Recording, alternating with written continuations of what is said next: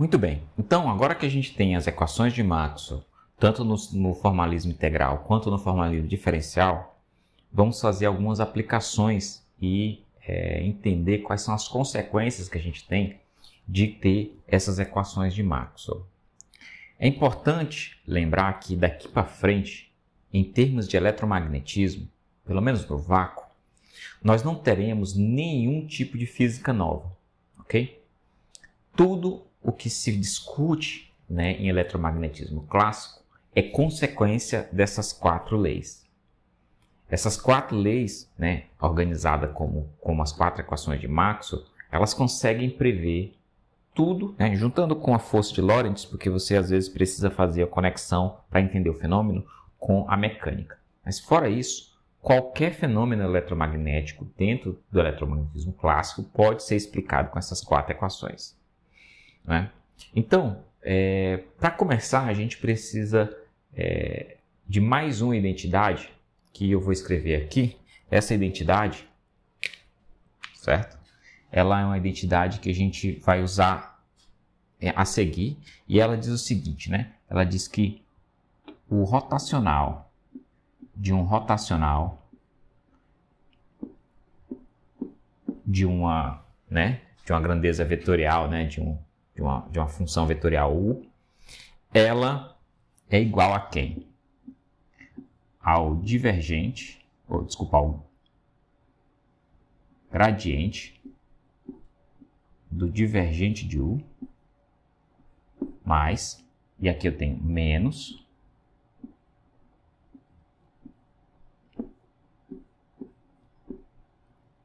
essa grandeza aqui, que é o Laplaciano, que vai dar a segunda derivada, nas 3 dimensões dessa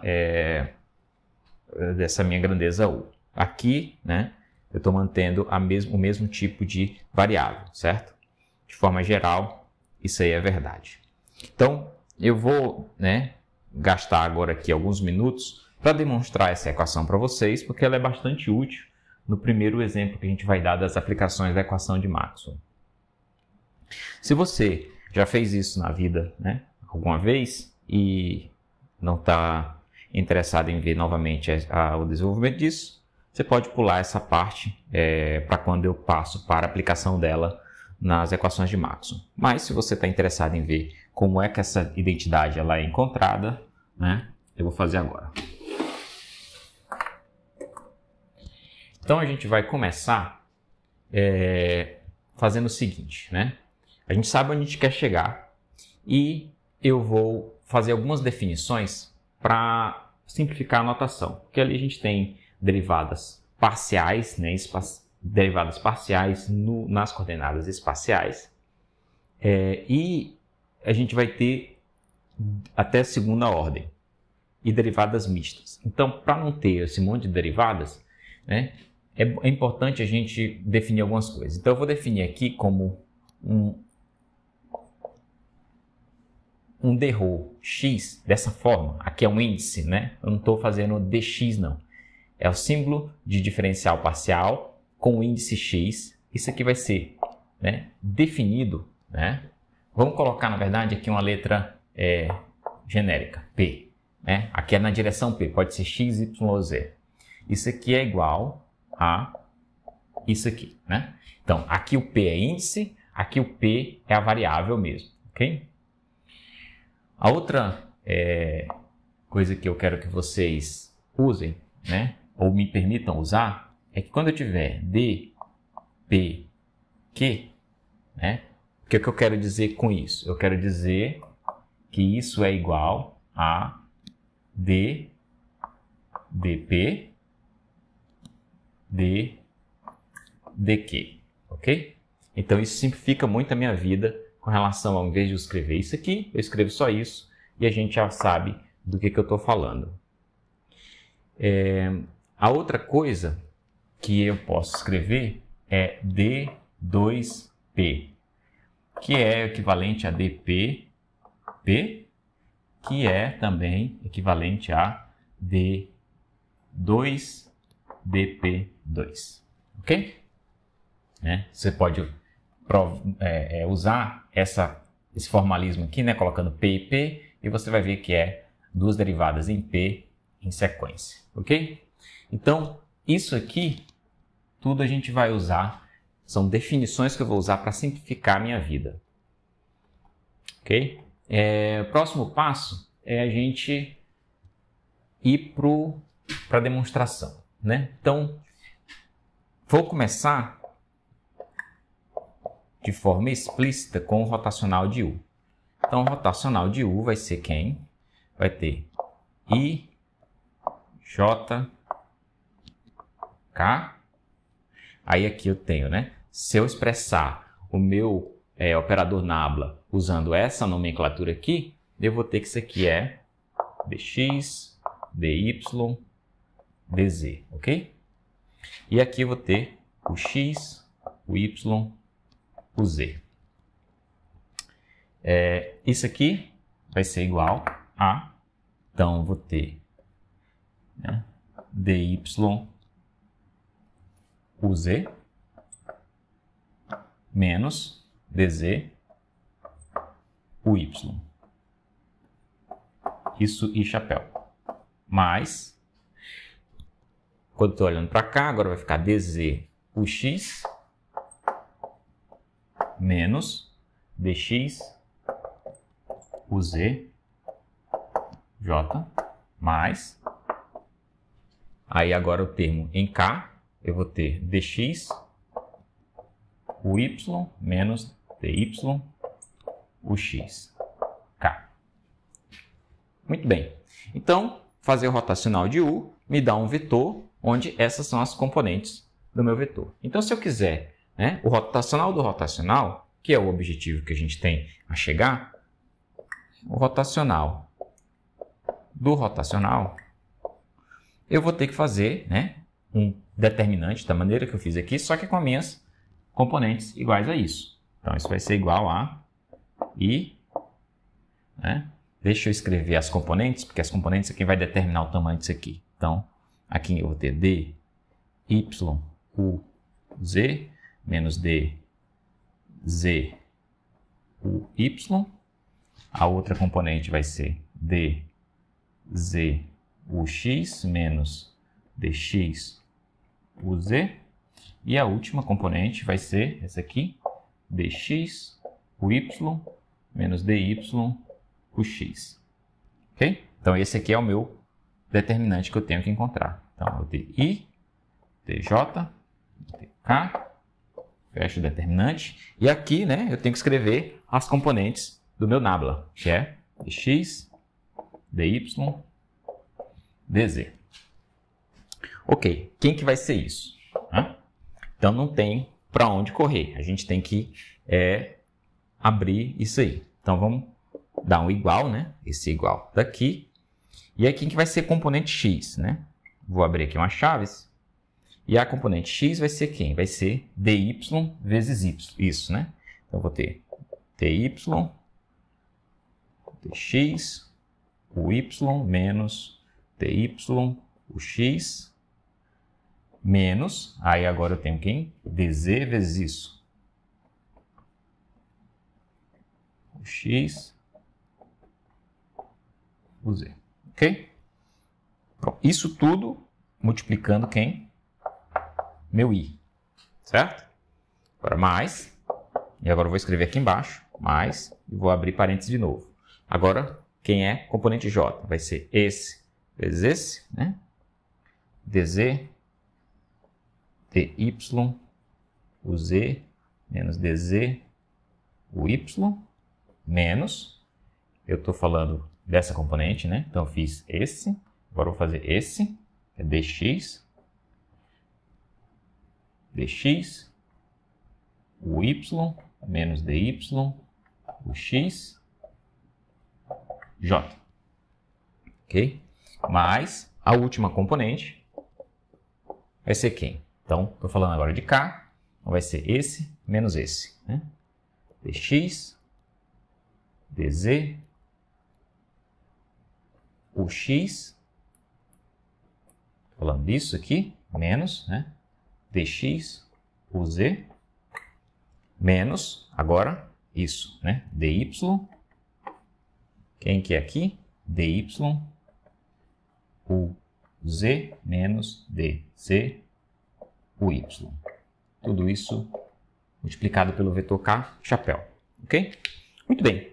Então, isso aqui é isso que é o que a gente quer, né, chegar. A gente quer demonstrar que esse lado aqui ele é igual a aquela identidade que eu mostrei lá na frente. E tudo tem que sair daqui de dentro. Ok?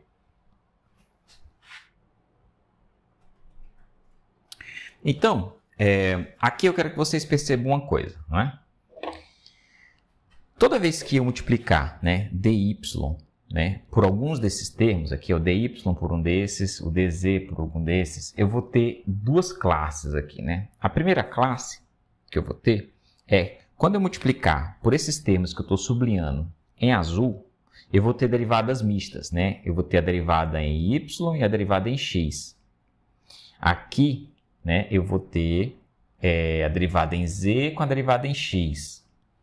Aqui eu vou ter z em y. Aqui eu vou ter x em y. Aqui eu vou ter x em z. E aqui eu vou ter y em z. Certo? Então, esses termos sublinhados em azul, eu vou ter derivadas mistas. Já os termos aqui em vermelho, eu vou ter derivadas duplas, né? Ó, dy, dy, dz, dz, dz, dz, dx, dx, dx, dx e dy, dy. Então, se eu conseguir separar se eu conseguir fatorar e reorganizar isso de forma que eu separe em termos que têm derivadas mistas e termos que têm derivadas duplas, eu vou conseguir simplificar minha vida, ok? Então, eu vou apagar esse começo aqui porque eu não preciso dele. Eu sei onde eu quero chegar, eu sei que eu estou partindo daqui. Eu só vou repetir, né, que isso aqui, né, é quem? Deixa eu ver se eu consigo escrever aqui, né? Isso aqui é rotacional do rotacional de U, ok? É isso aqui. Então, vamos apagar isso aqui de cima, que eu não preciso mais.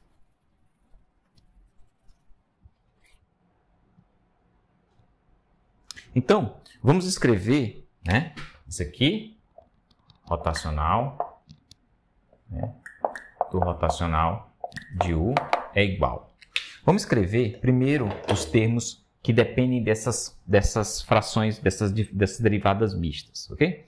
Então, você pode perceber que dos termos que multiplicam I, que são esses termos que estão aqui dentro, ó, dessa primeira parte, eu posso separar isso da seguinte forma, né? dy dx, que vira dyx, certo? É a minha definição aqui, ó, né? dpq é a derivada em p, derivada em q.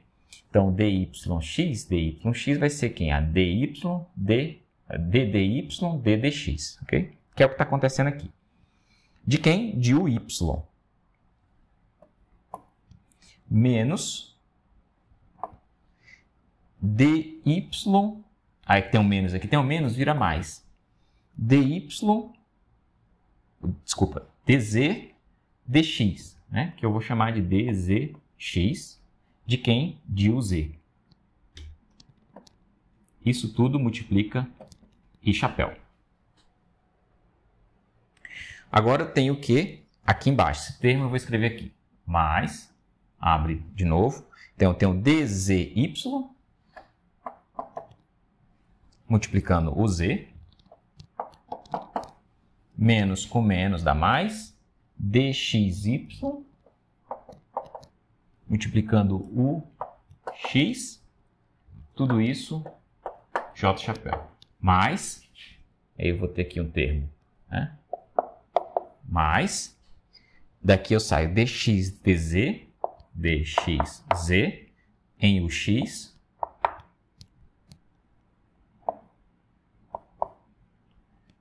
mais dy, dz, dyz, em uy, isso k, ok? Então, eu coletei todos os meus termos que têm, né, partes em azul. Muito bem, então agora eu quero fatorar os termos que são que tem em vermelho, que vão aparecer as derivadas duplas, né? E eu vou, em vez de fatorar pelos termos em torno do... fatorando o vetor unitário i, jk, eu vou organizá-los de forma que eu possa fatorar as derivadas duplas. Tá? Por quê? Porque, por exemplo, eu vou ter dois termos aqui com derivada dupla em x. E assim por diante. Então, vamos lá. A outro detalhe é que todos eles vão ser negativos, certo? Todos os termos de derivada dupla vão ser negativos. Então, qual é o primeiro termo que eu tenho de derivada dupla aqui? Eu tenho esse aqui, ó, né? Então, eu vejo que ele é menos, né, a derivada dupla em x, o y. Então, vou colocar aqui menos o y vezes j chapéu. E eu vou fatorar a derivada dupla. Então, não escrevo ela agora. Qual é o outro termo que tem a dupla derivada em x? Está aqui, ó. Dupla derivada em x, também é negativo, vai ser o z k chapéu. Então, mais o z k chapéu. E aqui eu posso colocar o quê? A minha derivada dupla na frente, né? Porque a derivada dupla aparece aqui na frente. D2. Opa! Deixa eu usar a nomenclatura que eu escolhi ali em cima, né? Que é esse aqui. D2x. Ok? E eu tenho mais dois termos parecidos com isso, né? Que são termos que têm esses números negativos. Então, vai ser quem?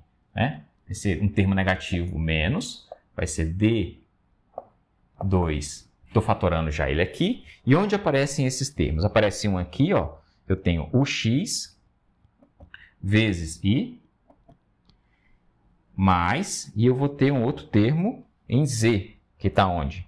Está aqui, ó, certo? Então, o zk.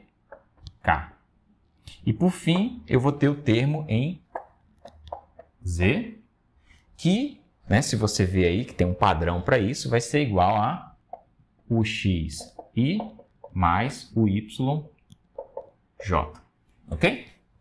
Então, esse termo aqui, que vem daquele determinante, reorganizado, eu não mudei nada, eu só distribuí termos e reorganizei ele, fatorando aqui, né, nos vetores unitários e aqui nas derivadas duplas.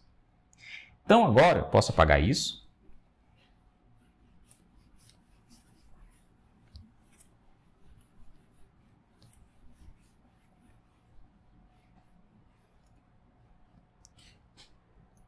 Você pode perceber o seguinte, que aqui, percebe que aqui, para completar o vetor u, está faltando quem? Está faltando, né? Desculpa, vamos aqui, ó. Para completar o vetor u aqui, está faltando o termo ux e chapéu, né, somado aqui dentro. A mesma coisa, eu posso imaginar que aqui falta o yj chapéu e aqui falta o uzk chapéu. Então, se eu incluir esses termos, né, que é, nesse caso aqui, acompanhado da segunda derivada em x, aqui a segunda derivada em y, aqui acompanhado da segunda derivada em z, eu estou adicionando termos negativos aqui. Então, se eu adicionar esses mesmos termos, só que positivos, na mesma equação, não muda nada. E eu vou perceber que esses termos positivos, eles se encaixam muito bem, cada um deles, né, em um desses cochetes. Por exemplo, o termo de segunda derivada de x, o x, e ele se encaixa muito bem aqui. Por quê? Porque falta esse termo aqui para eu também completar e deixar isso aqui com um trio que eu possa fatorar, por exemplo, uma derivada em x. Né? Então, vamos fazer isso. Isso aqui vai ser igual a... Então, o que eu vou fazer? Repetindo. A outra coisa que eu posso fazer é... A derivada PQ é igual à derivada QP. Eu posso inverter essas derivadas porque elas são independentes. Então, isso é tranquilo para fazer. Então, se eu posso inverter essas derivadas aqui, né, isso vai facilitar a minha vida aqui na frente.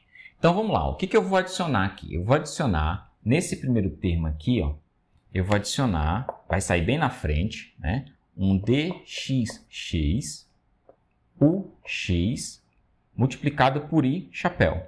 O i chapéu está fatorado aqui, né? Então, se eu estou colocando nesse termo, agora eu vou completar com o que eu já tenho. Mais dyx, uy, mais dzx, uz e chapéu. Né? E aí eu tenho todo o resto, só que vamos escrever aqui, eu já vou me antecipar, dentro desse aqui, esse mesmo termo, só que negativo, né? Então, eu vou ter aqui, eu vou voltar para ele, né, para esses termos, mas antes eu já vou escrever aqui, né, um mais quem? Desculpa, um menos, né? Um menos esse termo aqui, incluído, né, do negativo desse. Então, vai ficar menos. Veja, isso aqui, ó, dxx, é que nem um dpp, que é a segunda derivada em p. Então, eu posso fatorar já desse termo que vai entrar, um dx2, que é o mesmo que eu tenho aqui. E entrou o quê? O x e chapéu. Mas eu já tinha isso aqui. Então, fica mais o yj mais o zk. Ok? Então, pronto. Então, eu completei o primeiro, tenho 3 termos, e eu completei o segundo, eu tenho exatamente o meu vetor u aqui. Né?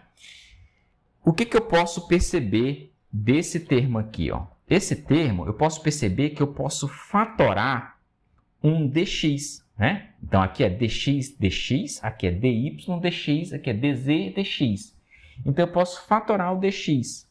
Se eu fizer isso, eu já vou fazer isso antes de escrever os outros, para não ficar repetitivo, o que vai sobrar? Né? Então, eu vou mudar isso aqui para, se eu fatorar um dx, sobra lá dentro um dx no primeiro caso, aqui vai sobrar um dy e aqui vai sobrar um dz. Ok? Então, quando eu fizer agora para os outros termos, eu já vou fazer fatorando.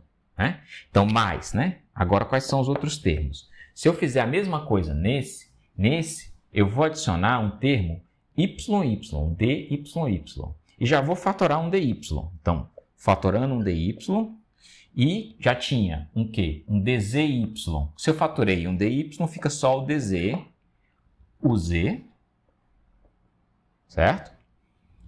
Mais, botei o x.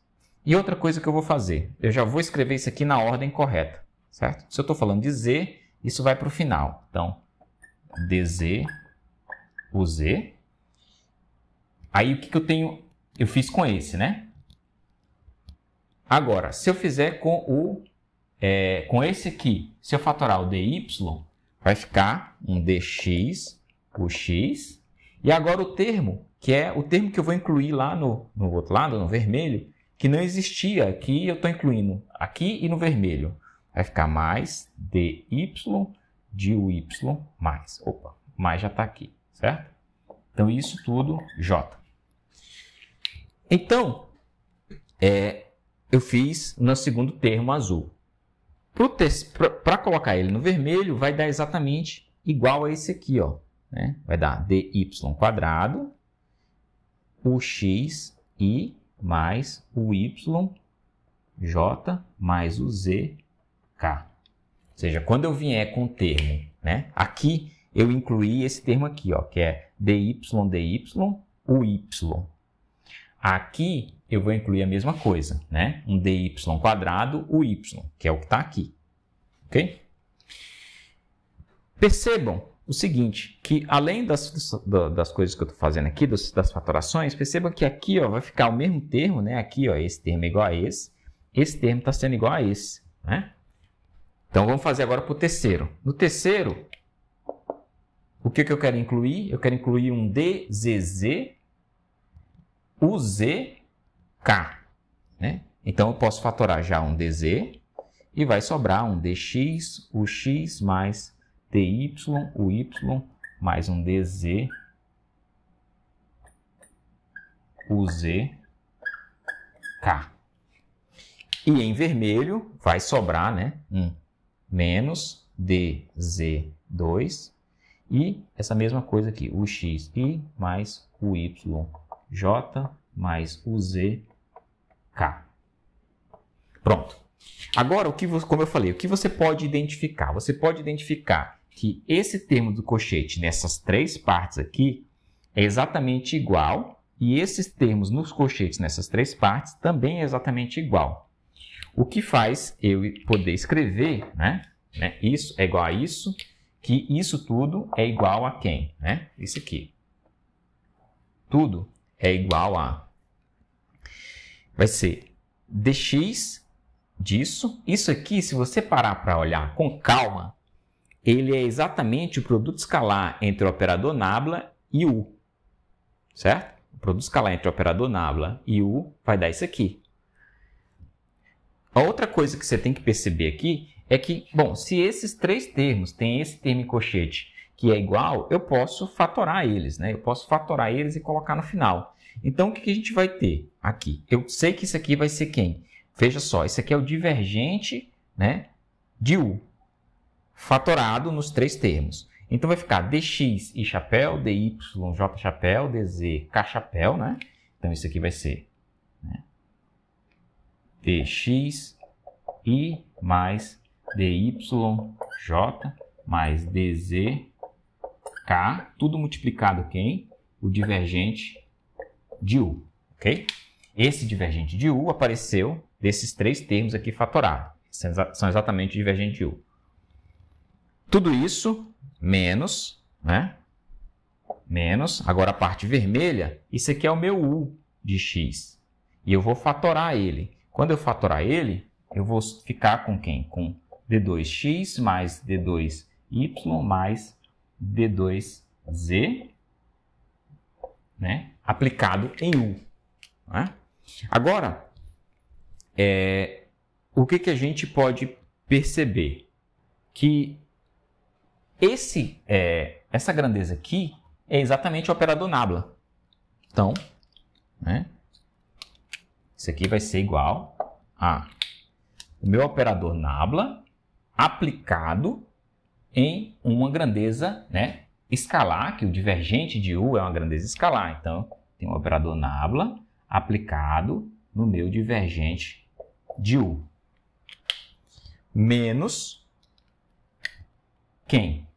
Se você aplicar o operador nabla nele mesmo, nabla, produto escalar com operador nabla, o que você vai ter é exatamente esse termo aqui, entre parênteses vermelho.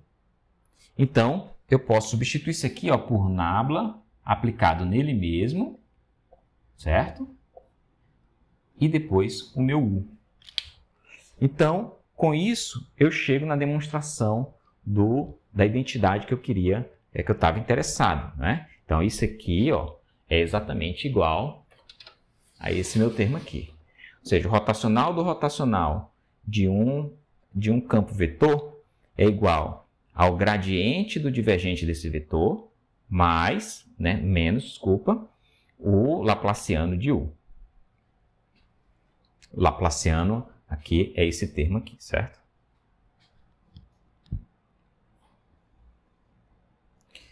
Muito bem, então,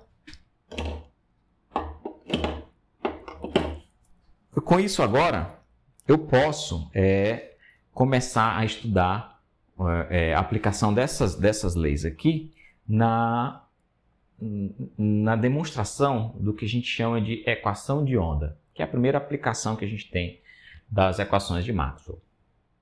Então, vamos aplicar essas equações de Maxwell em uma condição bastante especial, que é a condição de espaço livre. O que é um espaço livre? É um espaço sem fontes.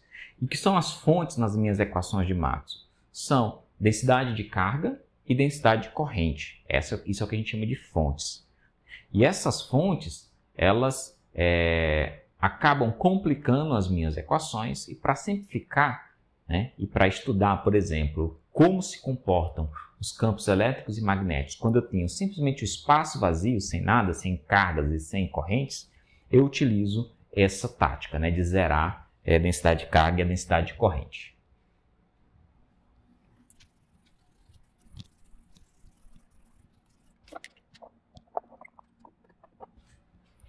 Então, o que eu quero dizer com a equação de onda no espaço livre? Né? Então, eu quero dizer o seguinte, que aqui eu vou ter que a densidade de carga é igual a zero e a densidade de corrente também é igual a zero. Ok? Então, se eu quiser, eu posso reescrever as equações de Maxwell nessa situação. E, rapidamente, escrevendo as equações de Maxwell nessa situação, a gente sabe que o divergente do campo elétrico vai ter que ser igual a zero. Por quê? Porque o meu ρ é igual a zero, A gente já sabe que o divergente do campo magnético é igual a zero. Isso aí não depende daquelas condições. A outra coisa é que o rotacional do meu campo elétrico vai ser menos a derivada do campo magnético dt. Isso também não depende daquelas condições. Essa já é uma das equações de Maxwell. E que o rotacional do campo magnético é igual. Aqui a gente tem um termo que depende de J, que vai zerar. E vai ficar só o segundo termo, que é μ0, ε0, dE, dt, ok? E aqui a gente pode apreciar uma das conquistas, por exemplo, de você ter as equações de Maxwell no espaço livre, ou seja, sem fontes, no formato diferencial. Veja só o que acontece aqui. Você tem uma simetria muito bonita entre as equações. Os dois divergentes dos campos elétrico e magnético são igual a zero, e os dois rotacionais dos campos elétrico e magnético surgem devido a derivadas temporais dos próprios campos. No caso, o elétrico da derivada temporal do campo magnético, o campo magnético devido à derivada temporal do campo elétrico. A única coisa estranha aqui é o μ0, ε0, e isso só existe por causa do Sistema Internacional de Medida. Se você, por exemplo, em vez de fazer esses cálculos, usar outro sistema, que é o sistema gaussiano, você vai ter isso aqui igual a 1, por definição. E aí ficam muito mais simétricas essas equações. Então, o que a gente vai fazer? O que eu vou fazer aqui, né? Eu vou aplicar aquela identidade que trata do rotacional para estudar essas equações. A primeira eu vou fazer, obviamente, né, se eu quero aplicar o rotacional do rotacional, eu escolho essa equação aqui ou essa. Né? O que vai acontecer aqui? Né? Então, se eu aplicar o rotacional do campo elétrico, de acordo com essa equação aqui, isso tem que ser igual a menos, né, a derivada temporal. Aí o rotacional, como são derivadas espaciais, podem entrar dentro da minha derivada sem problema nenhum. Isso aqui é igual ao rotacional de B, ok? Então, eu simplesmente apliquei o rotacional aqui e apliquei o rotacional aqui, permitindo que as derivadas temporais entrem dentro da minha derivada... as derivadas espaciais do rotacional entrem dentro da derivada do campo magnético, ok? Perceba que eu preciso continuar com derivadas parciais porque a minha dependência espacial continua mesmo depois da derivada. E por que eu fiz isso? Porque você pode observar que nessas condições eu posso substituir o rotacional de B por um termo que depende da derivada temporal em E. De forma que eu vou desacoplar as minhas equações, né? Essas equações são acopladas. Eu tenho a equação diferencial espacial em E com a diferencial temporal em B. E aqui vice-versa. Se eu agora substituir isso ali, o que vai acontecer é que eu vou ter o desacoplamento dessas duas equações. Então, eu posso substituir isso aqui e eu vou ter o quê? Igual a menos. O μ0, ε0 pode sair de todas essas derivadas. Então, μ0, ε0. E aí o que eu vou ter? Eu vou ter a segunda derivada no tempo do meu campo elétrico. Então, tem um D2, dt2 de quem? Do meu campo elétrico. Agora, qual que é o próximo passo? O próximo passo é usar aquela identidade que a gente descobriu, que a rotacional do rotacional vai ser igual a quem? Vai ser igual a o gradiente do divergente menos o laplaciano de quem? Do meu campo. Isso tem que ser igual a μ0 é zero, segunda derivada no tempo do meu campo.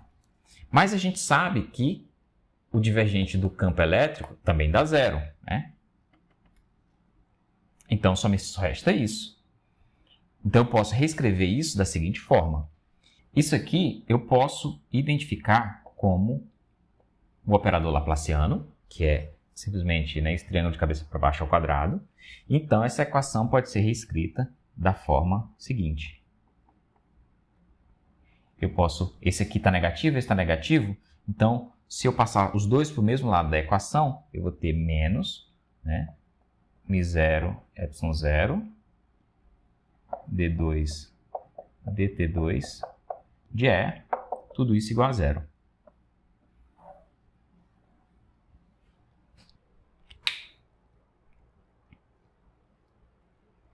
Ou seja, nessas condições, onde eu tenho espaço livre e utilizando aquela identidade diferencial que a gente encontrou, eu consigo desacoplar essas equações de forma que, em vez de ter, né, o acoplamento da derivada espacial do campo com a derivada temporal do campo elétrico com a derivada do campo temporal do campo magnético, agora eu tenho, né, as derivadas espaciais do campo elétrico relacionadas diretamente com as derivadas temporais do campo elétrico.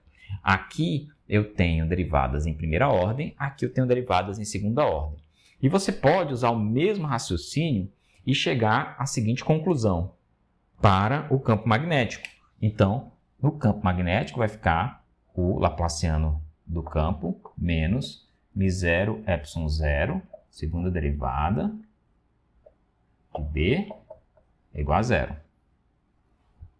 Ok? Então, essas duas equações aqui são equivalentes a essas 4 equações, certo? Todas elas estão juntas aqui dentro e elas só são válidas quando eu estou no espaço livre. Então, vocês vão me permitir voltar lá em Física 2, onde vocês estudaram perturbações em meios elásticos mecânicos, que é exatamente o que dá origem a ondas, né? Então, ondas mecânicas. Lá, a gente viu o seguinte, deixa eu separar aqui, que em uma dimensão, para meios mecânicos, né, eu tenho que uma segunda derivada na posição de uma função que depende de x e t, menos 1 sobre a velocidade ao quadrado da segunda derivada temporal dessa mesma função que depende de x e t é igual a zero. Ok? Então, lá, f de x e t é a perturbação do meio. Por exemplo, se eu tiver uma corda, vai ser a amplitude da corda em função da posição x e em função do tempo t, certo? Então, eu tenho duas variáveis aí. Se for, por exemplo, o som, F pode ser a pressão ou a densidade do ar em função da posição e em função do tempo também. Nos dois casos, né, pode ser uma onda numa superfície de uma água, seria a amplitude, né, da altura, né, do nível da água, seria o meu F. Então, em todos esses casos, a equação que rege o movimento da onda que se propaga é uma equação desse tipo, uma segunda derivada espacial menos 1 sobre a velocidade ao quadrado vezes a segunda derivada temporal. Aqui V, né, é o que? É a velocidade de fase da minha onda. Né? Velocidade de fase é um termo para identificar a velocidade quando você tem uma onda só com uma frequência bem definida, ou a velocidade de uma componente de uma onda que é uma composição de várias frequências. Então, a velocidade de fase tem a ver com uma frequência apenas. Né? Se você só tiver uma frequência de fato, ela é a velocidade de propagação. Agora, se você tiver uma onda que é a soma de várias ondas com frequências diferentes, então existe um negócio chamado velocidade de grupo, que é diferente da velocidade de fase. Okay? Então, para simplificar, se você tiver apenas uma frequência, a velocidade de fase é a velocidade de propagação também. Mas o que é importante aqui é que vocês reconheçam que essa equação aqui, em uma dimensão, pode ser expandida para 3 dimensões. Então, você pode ter essa propagação em 3 dimensões e é só você adicionar termos de derivadas espaciais nas outras dimensões. X, Y. Desculpa, X já existe. Y e Z. E aí você vai ter o quê? Se você tiver em 3D, isso aqui vai ser o laplaciano de F menos esse termo aqui continua igual. E isso aqui é muito parecido, se não igual, ao que a gente tem aqui, tanto para o campo elétrico quanto para o campo magnético. Isso indica que o nosso campo elétrico e o nosso campo magnético, eles também estão se propagando quando eu tiver uma situação de espaço livre, né? Desde que eu não tenha a situação trivial, que é o que seria uma situação trivial para essas equações diferenciais aqui? É que o meu E seja igual a zero e o meu B seja igual a zero. Nessa situação, né, essas equações continuam válidas, mas você também tem um espaço livre, ou seja, sem cargas e sem correntes, mas também você não tem campos elétricos e magnéticos. Essa é a solução trivial. A gente não está interessado na solução trivial. A gente está interessado na solução onde o meu espaço é livre, ou seja, a região que eu estou avaliando esse comportamento do campo elétrico e magnético não tem carga nem corrente, mas eu tenho um campo elétrico e magnético que pode ter sido gerado em um outro local e de alguma forma está nessa região do espaço que eu estou analisando, certo? Então, nessas situações, repetindo, onde eu tenho espaço livre, sem cargas e sem correntes, o campo elétrico e o campo magnético vão se comportar como se fosse uma onda. E isso está demonstrado por quê? Porque eles obedecem a equações diferenciais que são semelhantes a equações de onda. E a gente sabe que equações diferenciais iguais nos dão soluções iguais. Se lá na minha equação diferencial para as minhas ondas mecânicas, né, eu tenho soluções harmônicas para, né, a minha amplitude, seja lá do que for, para a minha função f, vão ser soluções harmônicas. Isso já foi definido lá atrás quando a gente resolveu esse problema. Quando você vai resolver esse problema, a solução tem que ser harmônica também, né? Essa equação gera uma onda. E o meu campo elétrico e o magnético aqui vão ser expressos no formato de ondas. Ou seja, essas duas aqui são as equações de onda para os campos elétricos e magnéticos. E a gente vai guardar essa informação. Só que antes da gente guardar essa informação, vamos avaliar um outro aspecto. O aspecto que o coeficiente aqui que multiplica a segunda derivada temporal é o inverso da velocidade ao quadrado. Portanto, você pode observar aqui e daqui concluir que em ambos os casos, tanto para o campo elétrico quanto magnético, né, 1 sobre a velocidade ao quadrado vai ser igual a μ0, ε0. Ou eu posso dizer que a minha velocidade, né, dos campos elétricos e magnéticos se propagando, né, devido a essa equação, vai ser 1 sobre a raiz de μ0, ε0. E aqui está um ponto bastante importante do desenvolvimento proporcionado por Maxwell, né? Essas equações só existem, prestem muito bem atenção, essas equações só existem porque eu estou analisando os meus campos elétricos e magnéticos no espaço livre, onde na minha quarta equação de Maxwell eu tenho esse termo aqui. E esse termo é exatamente o termo que veio da análise da corrente de deslocamento, que é aquela análise que a gente fez que mostrou que para ter a geração de campo magnético, não necessariamente eu tenho que ter fluxo de elétrons. Se eu tiver uma variação do fluxo do campo elétrico, que tem a ver com esse termo aqui, eu vou ter geração de campo magnético. É esse termo que surge da análise de Maxwell. E essas equações chamam equações de Maxwell justamente por causa desse termo aqui. Isso aqui é o mais importante, que permite a gente fazer isso. Sem esse termo aqui, não tem como você chegar nessas equações. Portanto, quando Maxwell chegou nessas equações, ele não usou, obviamente, esse formalismo diferencial, ele usou o formalismo integral mesmo, né? Porque esse formalismo diferencial aqui foi desenvolvido depois por um cara chamado Heaviside, mas ele chegou nas mesmas conclusões. O campo elétrico e o magnético obedecem a equações de onda. Essas equações de onda podem ser analisadas gerando uma velocidade de propagação igual a 1 sobre a raiz desses dois números aqui, μ0 e ε0. Mas a gente tem que perceber, do ponto de vista histórico, o que aconteceu. Essas equações desenvolvidas por Maxwell, elas foram feitas em torno de 1864. Né? Em torno de 1864, essas grandezas μ0 e ε0 já eram conhecidas com certa precisão. E você poderia calcular esse número aqui da velocidade de propagação, né, dessa onda de campo elétrico e essa onda de campo magnético. E eles perceberam que, né, o Maxwell percebeu que esse número era muito próximo do valor da velocidade da luz, que, por exemplo, em 1862 já tinha sido medido com também uma boa precisão, pelo menos para a época, né, por um cara chamado Leon Foucault.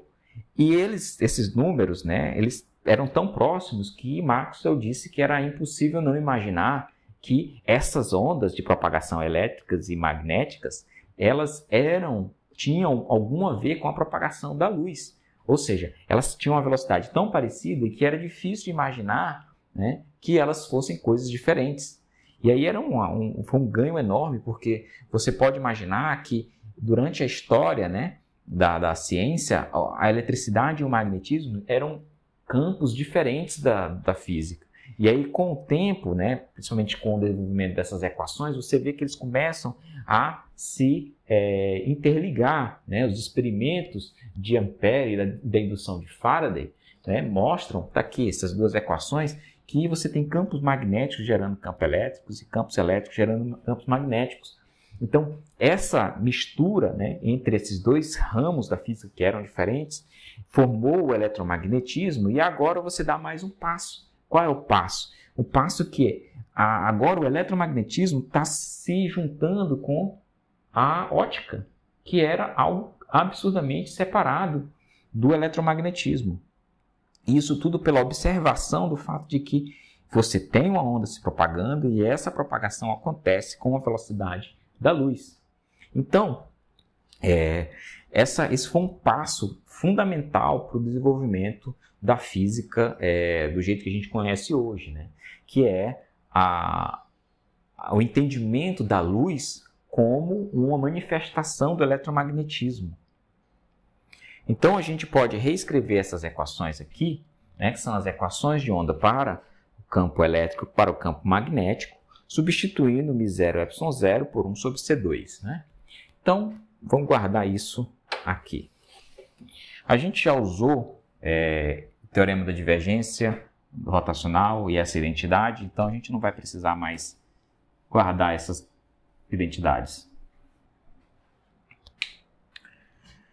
Ok? Então, fazendo um resumo aqui geral do que a gente já viu até agora, né, que são as equações, né, que definiu o eletromagnetismo, organizadas no formato em que a gente reconhece ela como as equações de Maxwell. Quando eu analiso essas equações, né, num espaço livre, ou seja, nessas condições, eu obtenho essas equações que indicam que, né, no espaço livre, campos elétricos e magnéticos vão se propagar como se fossem ondas com velocidade c, que é exatamente a velocidade da luz.